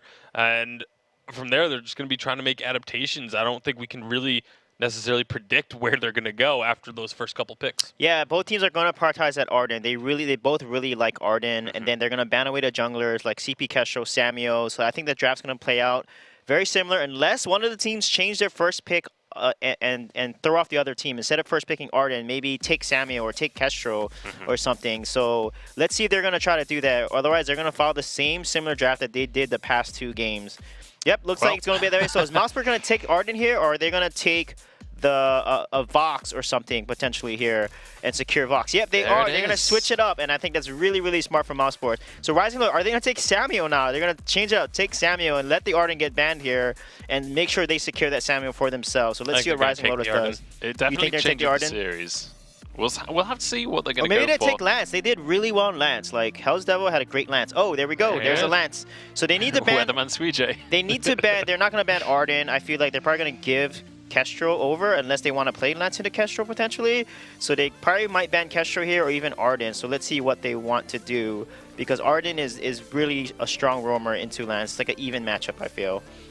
We'll have to see where they are going to go with this one. What are your thoughts so far, Bacon? Because obviously Arden still wide open unless one of the teams bans it. There is the Kestrel. I think banning away the Kestrel is extremely smart. You can't let that go over to I'm the Doom, but at the same time, it's fallen out of favor for, like, if you're not a Kestrel specialist, it's not a great pickup for yourself. So they don't want to play it, and you don't want to let I'm the Doom have it. There's Samuel ban. I think Idris will come out here potentially. That's a strong hero with Lance. It's a great combo. Or they can do Gwen Lance again, but I feel like his Gwen isn't that strong. So I feel like Idris, his melee carries are really strong. Like Blackfeather, Idris on Rising Lotus side look really good. So they may potentially pick up the Idris here. Let's see if they're going to decide to do that. Oh, they're going to pick Blackfeather instead. And I did call the melee weapon power carry on Rising Lotus. So it's a great draft so far. I feel like Vox, Arden will be picked up here potentially, or they might do even Finn, which is good into Blackfeather. Finn and potentially Glaive, but let's see what they decide here. Yeah, they still have a lot of time to play with as well. They don't have to rush this decision, as the rest of the draft has gone fairly quickly. They've got all of that bonus time stacked up. So the Black Feather, we're expecting that to go into lane as weapon powered. No chance of that being CP? I would expect it to be in the lane. It is Mercedes' second most played hero throughout, like in solo queue and all that sort of stuff. It's his second most popular pick, so definitely expecting it to end up in the lane. And as far as, well, yeah, the Finn is going to come out, and then they're going to probably either take Sky, Glaive, Baptiste, if they do play Baptiste, or even Alpha, but I doubt they're going to pick that Alpha up. But I think Baptiste, Rhyme is really solid into this composition right here. Hopefully they don't pick Glaive. I don't think they'll play Koshka here, so let's see what they decide to do here. Or even Scarf for Sky, but I think they're going to lean towards Baptiste or Rhyme here. Let's see what happens. It's interesting to see their focus on Finn as well. Justman obviously very comfortable on this hero, but this is, you know, this series is the first Finn we've seen in the entire season. Obviously, we've only had one day of play so far, but it's not something we were necessarily expecting to see that much of, but definitely have prevalence on it. And a Petal going to be locked in, so another first for the season. Yeah, Petal is very surprising. So Rising Lotus may go with a Scarf to counter it here in the jungle, because Glaive would not be as a good pick. Or they might go CP Blackfeather in jungle and then do a laner, but I think they want him on a weapon power. So they could do Glaive, weapon power, CP Blackfeather here. Could work too. Let's see what they decide. Yeah, I mean, I'm the Doom has played a few games of the Petal. in his, at least in the solo queue. It hasn't played it really competitively, so that's going to be definitely interesting to see it come out here. Very curious to watch what it's going to be, what impact it's going to be able to have, if any. But the Black Feather Gwen dealing with a Petal is not exactly the most difficult task for them. Yeah, Petal can definitely be a frustrating jungler to go against, especially as a melee character. We'll see how that is going to pan out for these guys. So, once again, we have a draft where some of the picks are very much unexpected, very off the wall. How do we feel it's gone for the two teams, though? I have to say, I do like the draft that Rising Lotus has better here. I don't really see where the Petal is going to fit in against a Gwen Blackfeather. They both have a little bit of AoE. They can both chase. That's one of the Petal's biggest strengths, is their ability to escape and kite. But they're both Gwen and Blackfeather are very strong at sticking onto a target. Suijay? I think the drafts are pretty even. I do like Vox and Finn, though. Petal is an interesting draft pick, but Vox and Finn are just so strong together, and I like Apfel's Vox over Merciless's Gwen, so I'm going to go for Mousesports here. All right, well, our analysts have decided their favor. We want to know who you guys at home are favoring as well. Get involved in the conversation using that hashtag Vainglory8. I've had a few tweets at me. I'm going to be replying. I'm going to be getting in the conversation on Twitter as well, so get involved. But it's time, once again, to throw over to our casters for game number 3. Mouse versus this Rising Lotus team. A game 3, Shinyi, to decide which one of these teams will be going to the first week of finals here in Europe. Both teams have put up strong performances, but only one can proceed. I think it's the first game 3 of Europe this season, isn't it? And what a series it has been so far. And we're seeing Apfel back on the Vox. I think definitely a comfort pick for him. I feel like he is so much more comfortable on ranged heroes as opposed to like melee such as Blackfeather. Not the strongest performance from him from today. And we've been saying a lot, I think we said a lot yesterday. We're talking a lot about I'm the Doom's Crystal Kestrel and how a lot of people just kind of think he is this one-trick Kestrel. But he's been showing over the past weekend this quite really impressive repertoire actually of junglers. So he's been playing this Rhyme, he's also played the Blackfeather, now he's gone onto this Petal, who's had a slight nerf in terms of the cooldown for laying down the seeds, but still a very strong jungler. Yeah, he's played 5 different heroes. One per game that he's played. Only one Kestrel. Only one Kestrel, and it was available in 2 games. So, you know, it is definitely an improvement from Doom to increase that hero pool. A lot of people definitely do accuse him of being that one-trick pony Kestrel, but the thing about I'm the Doom is that he is just a god Kestrel, and he does actually have other heroes that he can pull into his hero pool, perhaps just never at the same level of his Kestrel. But hey man, if you're the best Kestrel in the world, at least by my standards, then being the best other hero in the world is probably a little bit too much to ask. Definitely. It looks like there's a bit of contention here for the Elder Tree, and Hell's Devil being quite bold in the way, and I think he's not going to really get the chance to deny that away from I'm the Doom there, who's going to pick it up fairly comfortably. So the thing is, look. So I've been personally really impressed by Justman's the way he's been playing so far. His Finn, his Lance, his Arden, they've all been very impressive, and I really he's so comfortable at landing those skill shots every single time. And I think in the last game as well, he was hitting those quibbles really well, using that Force Accord at the start of the team fights, just to force that Crucible out. And I can certainly expect the same thing from this time, just forcing that early Crucible out from Hell's Devil, because what they were doing in the last game was they were using that Force Accord there, forcing the Crucible, and then the wait for it would come out, and that was something that we were seeing a lot of once everyone hit the level 6 mark. Yeah, no, and I'm really interested to see how the different teams react once those ultimates are online, because it's kind of the same deal for Mouse, that you've got this Petal. She can blow people up just like the Blackfeather was capable of doing. And for the side of Rising Lotus, well, they don't have this huge engage ultimate of the Gauntlet at level 6, but they do have a bit more consistency with the lands to be able to peel and engage, something the Arden just didn't offer. So for Rising Lotus, it kind of feels like they've adapted their composition to meet some of the weaknesses that were there, and Mouse have kind of just adapted it and changed it a little bit. I definitely agree with you there. So last time they also had that Gwen there, and Gwen we both said wasn't really scaling that well into the late game, and they also had that Glaive that also didn't really scale that well into the late game. But this time they have that CP Blackfeather, who will have a much better job. The only thing is, if we're looking at the jungle matchups, I feel that Petal has a stronger jungle presence in the early game compared to that Blackfeather, and that's gonna be a bit of an issue because typically in the past we've seen Rising Lotus, they've played to their power spikes, they've said, okay, we've got the early game advantage, we will take advantage of this. This time they're going to struggle a little bit more because yes, they do have that Gwen there who's great early game, mid game spikes, but once we go into the late game, not great. Whereas Mousesports, it is worth noting that we are playing on update 2.5 here, Shinyi. Yes. We haven't actually moved over to 2.6 yet. That will happen next week, and Grace will be available to play in competitive play next week. You know, I'm really intrigued to see if any team bring it in week 1 of availability. But Petal did receive a nerf in 2.5, and she's not really renowned for a great late game Petal. She does fall off incredibly. So for Mouse, if they are going to make this Petal a priority pick, a pick that is effective, then they actually need to start getting kills with it. I think so. I think they're just waiting for Imdadum just to reach that level 6. Actually, they're able to stick onto Agony there. Ooh, the Frostburn now. Dodges out that Impale. That's going to be Polite Company slowing down. Hell's Devil has to pop his boots to escape that one.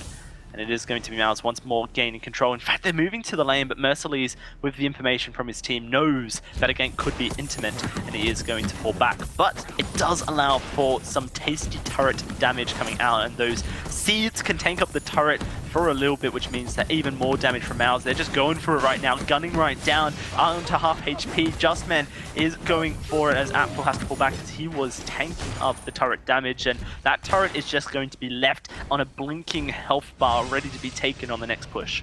Yeah, they use a lot of their resources on that, so Justman and Apfel both having to go home. But that's a great power spike coming out from both of the members. The fountain being picked up as well as a Sorrow Blade. But on the other side, you see Mercy's getting that tension bow as well. And even though in that 2.5 update, she did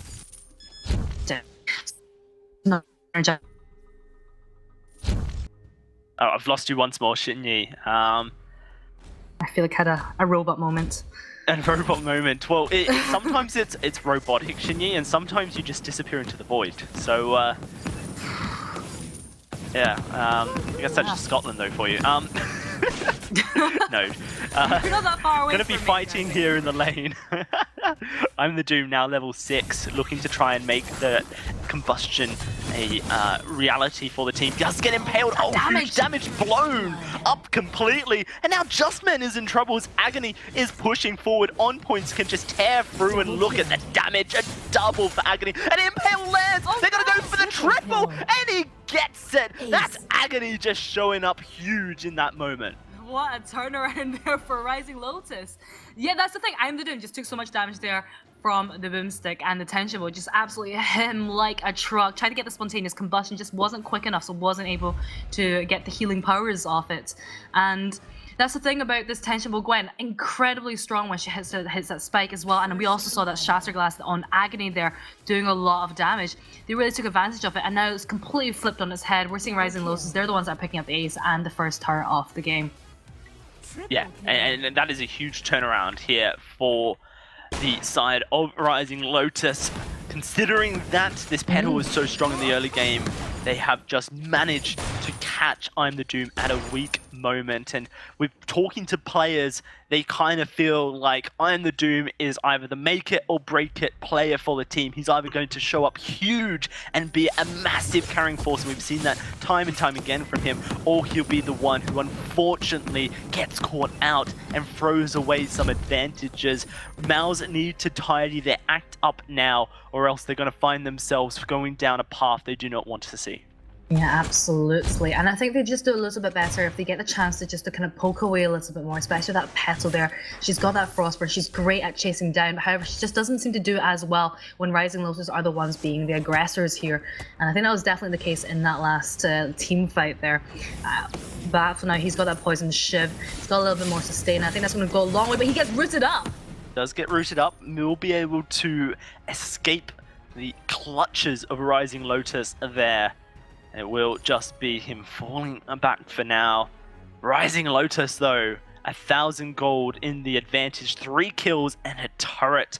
Everything just going their way. Even Agony's still in a way Trience as he passes on by, really making his name a case in Mouse's book right now. All 3 kills onto this Black Feather. Justman though pulls in huge. Do they want this fight? They Polite Company, and that Quibble goes down. Hell's Devil misses the Impale. Aces High silences Justman, but the Fountain will come out just before he dies. Can they turn the fight? Agony going very low. I'm the Doom though, out of energy, trying to do the work, but he just doesn't have the damage. And Apple is trying to 1v2 this entire time. He's going to turn, take down Agony, and now he will just continue his chase, but energy not on his favor, and he will not be able to continue the fight.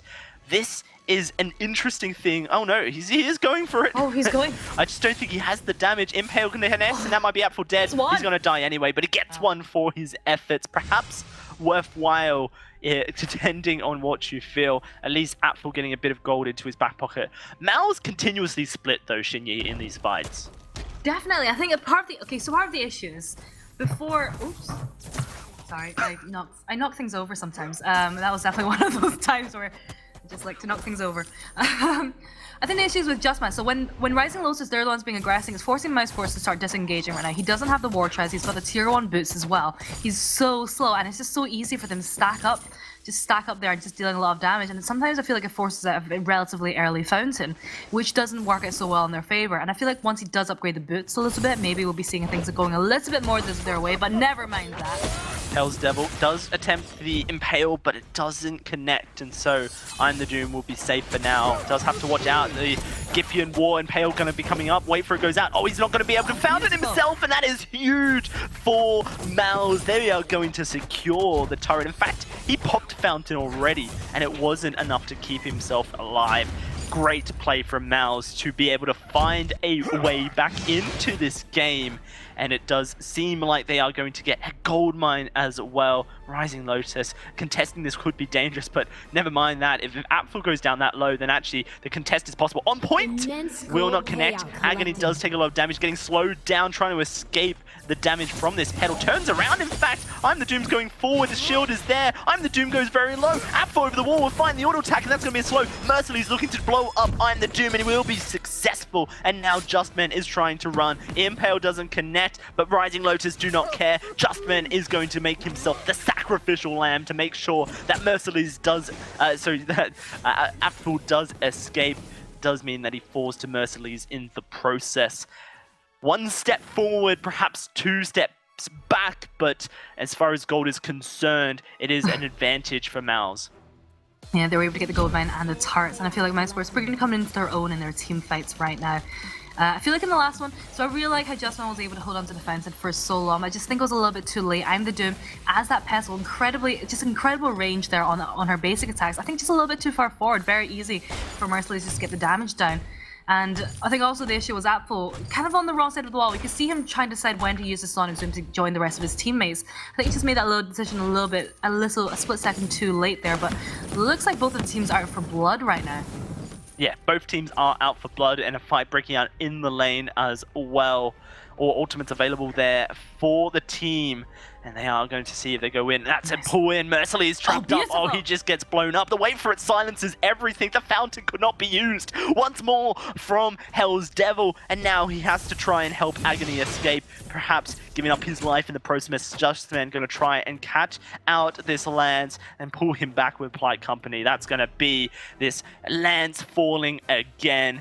Wow. Mouse pulling themselves back into this game, and now once more kills going their way. Oh, beautifully dirty combination there coming out from Justman and Apfel there with the, so we saw the Quibble, so we saw the Force Accord pulling all 3 members in. It wasn't even blocked, the cooldowns was still there on the Crucible, and then it followed up by the Wafer. Like you said, they just did not have time to react to that. They weren't able to use the Fountain. It just caught all 3 members, and they were all in such close range that you could easily follow up there with the Quibble onto all of them. It was a very brutal combination that is definitely something I'm going to be a bit more careful of.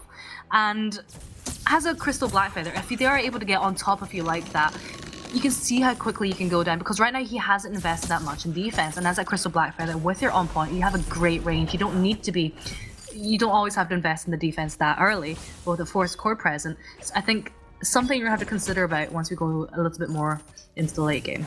Yeah, no, I'm expecting to see those tier 2 defensive items start to be stacked up by Agony. Look at Rising Lotus, so looking for a death push bait here. Justman's going to walk towards them. The entire Mouse is walking towards them. Apple's rooted up. He's in trouble. Fountain goes out. He's trying to escape Agony, but the other points will slow. Oh, good pull in, and Mercedes is in the middle of the fight. I'm the Doom. Fountain going to heal him up, but Agony is on top. Apple gets taken on down. Mal's being torn apart, and Justman will go down. Oh, he gets a double! Never mind! Justman just made that terrible situation sting a whole lot less. Yep, picking up 2 kills there with the Crystal Sentry. And this is what I mean about the two teams. It feels like they're very evenly matched. Either team fights are going either way. It's so difficult to predict. And if you're looking at the goal difference, it's 600 between the two teams. And these, even though Rising Lotus, they picked up the ace there is not much Hell's Devil can do because he doesn't have a Storm Crown. He isn't able to push down the objectives or even get the gold mine at this stage. It feels like a bit of an empty ace at this point. Empty ace indeed. That's exactly what it is. Justman, a huge turnaround with that double kill means that there's nothing to be gained. That fight effectively did not happen for Rising Lotus.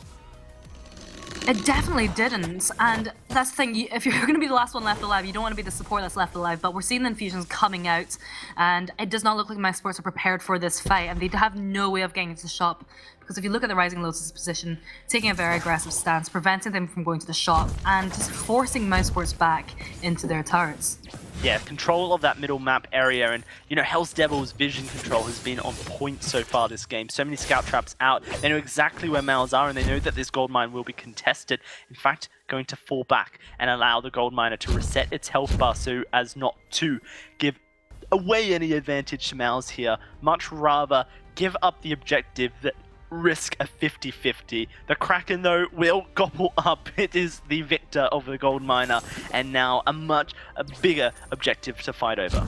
In Mousesports, they're looking a lot safer position to be looking for the fights. Now, we are seeing the infusions coming out from Apple and Justman. I'm the Dooms just ran out, but it looks like Rising Lotus, they're looking to make a move into this, and picking up the ace, trying to take that Kraken out, but I feel like Mousesports are just rotating down to the shop there. And I don't know if Rising Lotus will get in time to prevent this from happening. It does look like they've got to the shop. That's going to be infusions picked up now. So infusions available for everyone. Apple and Justman have theirs running.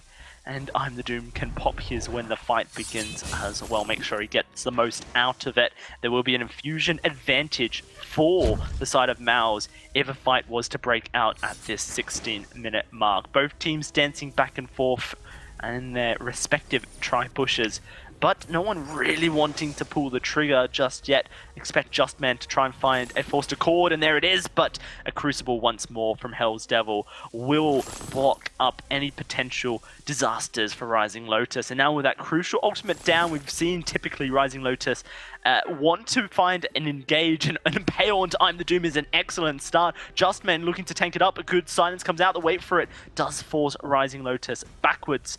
And there is still fountains available for both these teams. And Justman perhaps in a bit of trouble. It's high connects on time. The Doom, the fountain's going to come out, but Apple's charging forward. Straight into the middle of the fight, gets heals from the combustion as well. And Mao's looking good to turn this on its head, continue the chase, and look to take someone down. Fountain turn, they're turning Rising Lotus, but they just don't have the damage. 1, 2, a double for the Doom before he goes down, and Hell's Devil cannot escape, doesn't make it over the wall. It's an ace for Mao's, and the Kraken to be taken.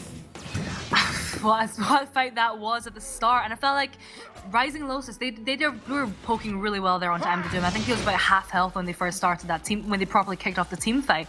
And actually the whole time was that they're focusing so much on I'm the Doom that Apple's the whole time, even with very little energy, was completely full health there, was able to stack up the breaking point, and I think that was the biggest detriment of Rising Lotus there, by was kind of forgetting about Apple. It was very easy for him to just dance around the back, climb there, and just get that damage down onto Merciless and Agony. And I think that's part of the issue, is that Justman, he's landing those quibbles. Every time we are seeing Agony or Merciless trying to get onto either of the members of Mousesports, he is stunning them and just stopping them right in their tracks. Mousesports now with the Kraken Unleashing Ye are looking to push down the game. The tier 2 turret is not there. It's just the choke point turret.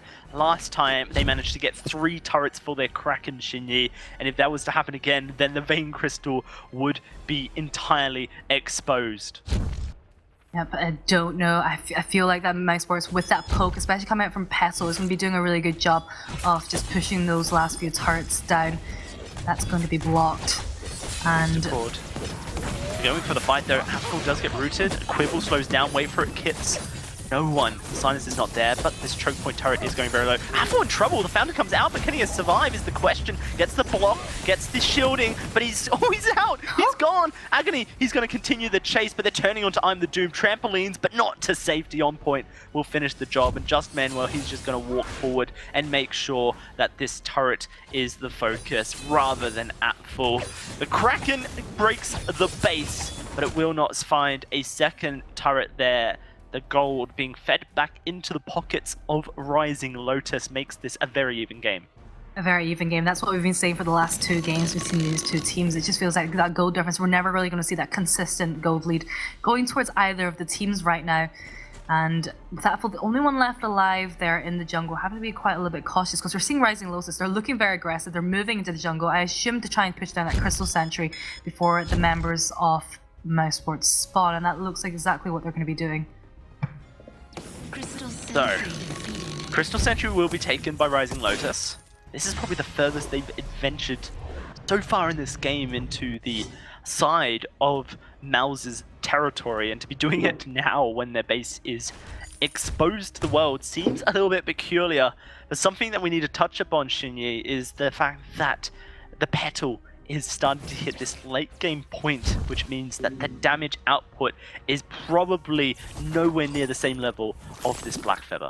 I agree with you, and I feel part of the issue is if you're looking at the positioning, Hell's Devil is landing those impales on Time to Doom pretty much at the start of every single fight, and then we're seeing that chain up, the follow-up with the Githian wall stunning her into the wall as well. And I think in the last fight was, if you're looking at the clustering of Mousesports, is that they're kept very close together, making it very easy for Hell's Devil to be landing those crowd control engages at the start. And as a result, the follow-up from Agony and Merciless is really strong, but never mind that, it looks like they're going in for yet another team fight. At full rooted at the beginning of this fight. The wait for it doesn't connect with anyone. The silence is not there. That's going to be another block. The Aces High doesn't connect, and now Mouse are on the back foot. Justmen being focused on down. Apfel, though, going to charge forward, and Merciless is the main target. Justmen going low. Merciless trying to escape this Petal and will just be able to, but Agony is now going to take the brunt of this damage on the back foot. Impale can't make it through the wall, and so both these teams going to walk away. Health bars very low, but Mouse with the advantage, and the Kraken, well, she's back on up, so it's something to fight over for sure. If Rising Lotus go back now, it could be an opportunity to take this Kraken, but Mouse, they just don't have the vision to know for sure if this will be contested. Never mind, they're going to go for the hero play. Rising Lotus will be expecting this, and look at them charge on your minimap straight towards this Kraken. Down to half HP, Petal not taking it as quickly as possible. The contest could be there. They know it's happening. They're going to go for it. Mao's going to fall back, and they're going to allow the Kraken to regen. But will Rising Lotus just go for it themselves? That's going to be a Forster Cord flying out, not connecting with anyone, means the Crucible still available. And yes, Rising Lotus wants this. They're looking to try and re-engage the fight. Merciless going to not be taken down by that Quibble. Silence onto Justmen. I'm the Doom going very low. Kraken is unleashed. No. That's going to be Agony taking it, but huge damage onto Rising Lotus. Merciless going very low. Apfel looking for the kill, and he's going to find it. Agony now in the midst of it, and he goes down as well. The Kraken may be unleashed, but it does not seem like it matters, as it's going to be Rising Lotus finding 2 kills to none. They're going to get 2 kills, and they're going to get that 1,500 gold. And I don't think the Kraken is even going to get the chance to push down that the second turret actually off Mousesports. It's going down incredibly fast, and I feel like that was a bit of a throw coming out from Rising Lotus. Yes, he did get the Kraken, but it was a wasted Kraken as they lose their 2 carries, and Hell's Devil once again is the only one left alive here. And I think this would be a nice comfortable gold swing going towards Mousesports once they take down this Kraken. Yeah, the silver lining is that the Kraken did go to Rising Lotus. If it had not been taken, or if it had gone to Mousesports, then the potential for Mousesports to just charge and end the game was there. So that's the silver lining, is that Agony did secure the Kraken. It meant that Mouse did have to deal with the Kraken and push it back. But like you mentioned, gold has swung in their favor. We have hit this 45,000 gold mark. It's kind of my base number, Shinyi, give or take some thousands, of where gold just doesn't mean anything anymore because the late game items are there. Everyone is hitting that 6-item build. But it is impressive to see that despite the fact that this Petal is still kind of being relevant in this game, She's definitely relevant, and actually, if you look at, I like the slumbering husk that we're seeing. I'm the Doom that's he's just picked up there, because if you look at Agni, that's a lot. Bush. Oh no! They've tried this before, Rising Lotus. Was it successful the first time? I feel like Mousesports were able to turn it around, but they've been spotted out with the flare. Oh, it was successful, but Just Men did get the double kill. So that was the Death Bush attempt last time, where they got the meaningless ace. But they are spotted out, like you mentioned. Learning from mistakes there, Just Man will make sure the vision is ready. And you cannot afford to fall to the same trick twice. Absolutely not. But one thing that we're seeing that's really impressive coming out from Hell's Devil is the vision control that he's laying down all the scout traps across the jungle, and it takes a large amount of advantage away from Mousesports right now. As I feel like Hell's Devil a little bit far forward, his rest of his team is beginning to catch up with him. There'll be a fight breaking up by the looks of things. Hell's Devil going to take a lot of damage as he is very far up, down to half HP. Another well-timed Crucible. Hell's Devil has just been expertly blocking this forced accord, but Mouse are not done yet. Quibble doesn't land. Oh, and Ace's High goes backwards. Merciless throws it the wrong way, and Mouse are going to use this as their opportunity to charge forward. Not able to find a re-engage for themselves. Rising Lotus matching War Treads with War Treads, but Merciless perhaps new to this Vainglory8 stage. The nerves may be getting to him in this late game. Holding up well so far. He's picking up that mess with Jack, which is going to be doing a lot against Apple. So we did see a nerf to Atlas Pauldrons in the 2.5 update. So cooldowns were increased and the attack speed reduction was also decreased as well. So I think a fairly significant nerf. And we've actually been seeing a lot of people picking up the mess with Jack instead of the Atlas Pauldrons, especially if they are the principal carry.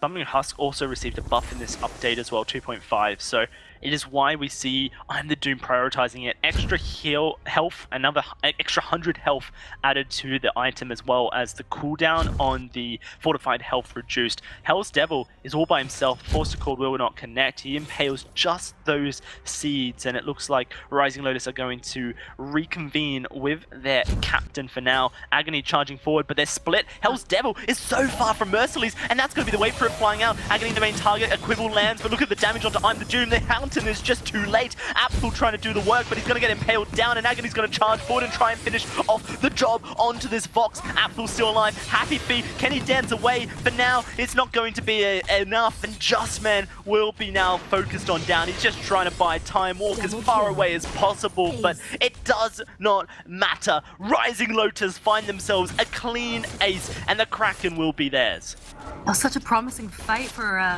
Mousesports at the start, because we did see Hell's Devil completely split from the rest of his team, and I feel like that was a really strong turnaround. But we just saw a lot of focus there going to I Am the Doom. The fortified health from the Slumbering Husk did kick in, but they kept on him, and in the end it just wasn't enough. He just went in so quickly. Apple left in a very rocky position.